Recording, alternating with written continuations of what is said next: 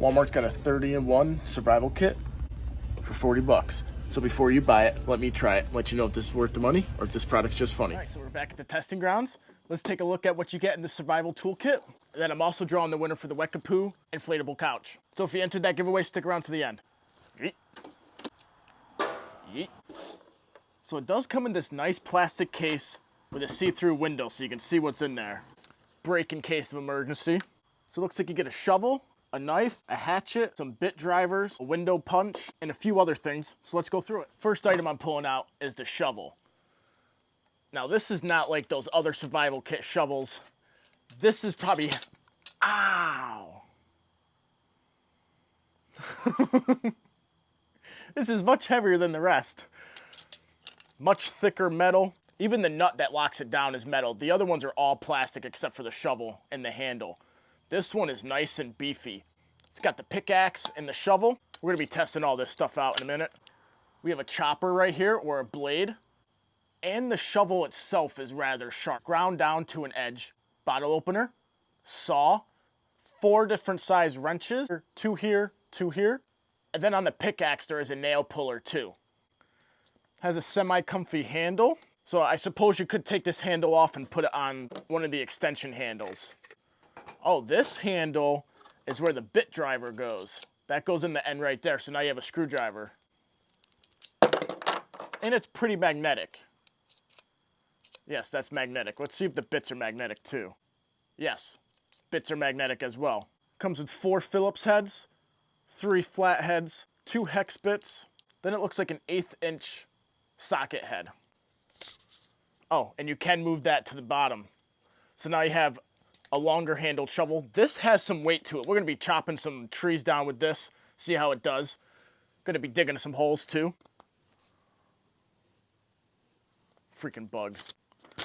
Looks like it has a full contents and instruction sheet. Yeet. Here is one end of the shovel or hatchet. I'm kind of surprised it doesn't have a compass, but it does have a window punch, and that seems pretty sharp. So this is the end of your tools. Oh, there's the fire starter. I don't know where that just fell out of, but it was on the top for some reason. I don't know how it got there or where it came from. Maybe I can see in editing, but that screws into the whistle. And then your whistle has a fire starter. Let's see if the back of this knife will strike it. Yes, fire striker works. With the back side of the knife, which also has a saw blade and a bottle opener. So that's 2 bottle openers so far, because you know you get thirsty while you're surviving. Let's try the whistle. I'm gonna turn down the volume. I'll let you know how loud it is. My ears hurt. That was wicked loud. That was wicked loud. I would have thought that this screws in somewhere, into the shovel or into one of the handles. It doesn't. It doesn't screw in anywhere. It just sits in one of the handles. When you put the end in, it just sits in there. And then you have it rattling around. But at least you know if it's still in there, I guess. You can unscrew the ferro rod. Screw it into the whistle. Since the whistle's orange, I suggest you keep that screwed in there so it's less likely you're gonna lose it. I wonder how it got out of there. If you screw all the handles onto the shovel, you have about a 3-foot shovel. Not bad. We're gonna be testing this out, see how well it shovels, and see how well it chops too. Right now, it is wicked heavy. This has some weight to it, which will be nice for swinging that stuff. Now the knife just screws into the top of one of the handles, of one of the extension handles. Not the one with the bit driver. So I guess only this one will it screw into. But once you screw it in, you can store it inside of the shovel or the hatchet, depending on what you're using at that point in time. Here's a nice seasoned piece of maple.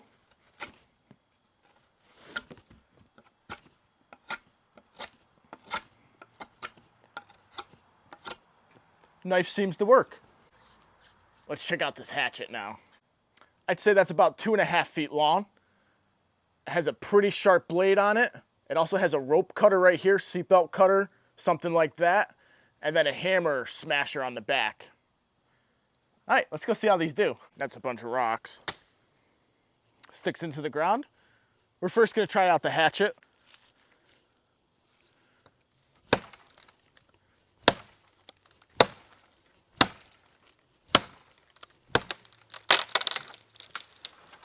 It bites in fairly well and does a pretty good job chopping.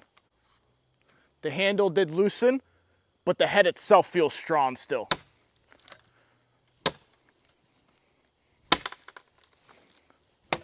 Now this is a pretty soft wood. This is staghorn sumac, which is probably some of the softest wood you can chop with. The handles do keep getting loose. All right, shovel time.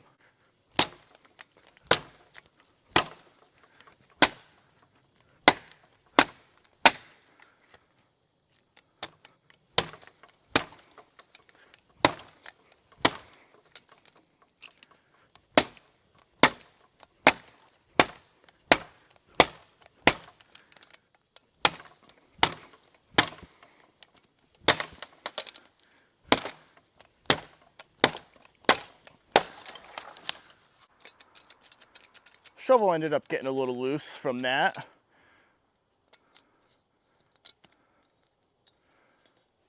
But that was just that screw. Now it's nice and tight again. It may also be a little bent.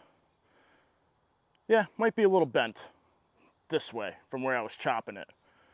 But it worked. Let's dig a hole.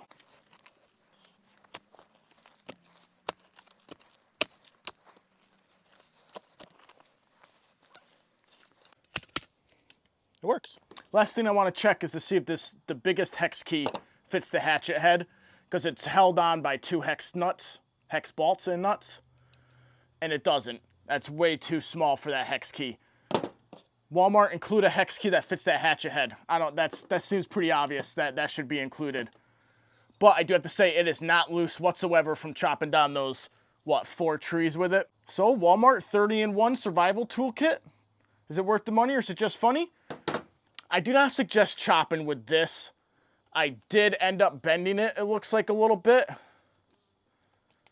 So I don't suggest doing that, but it did shovel like a shovel should. It was very nice for shoveling. I like how it has the longer handle. The pickaxe will work just fine too. I was using the shovel as a pickaxe, and that worked. I was just chopping into the wood, into the dirt, and that worked. The handle has a tendency to come loose while you're using it, but all you gotta do is screw that back together. The hatchet exceeded my expectations. This thing tore through that wood. Even though it's a very soft wood, it was taking some deep bites out of it, and it made short work of those trees.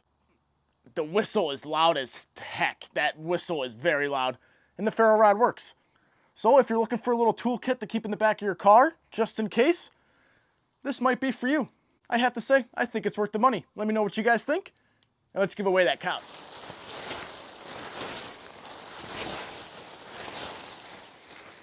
All right, I have the URL entered. I want to thank Wikipoo again for sponsoring that last video. If you guys are interested in one of these couches and you don't win, I'll have a link to it in the description down below. Go check it out. I want to say they're 40 bucks and they're a wicked easy, nice couch to set up at camp. Anything goes. We're looking at 61 comments. Pick a winner.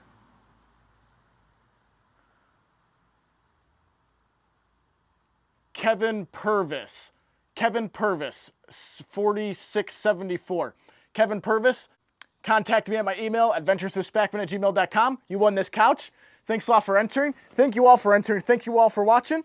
I'll see you guys in the next one.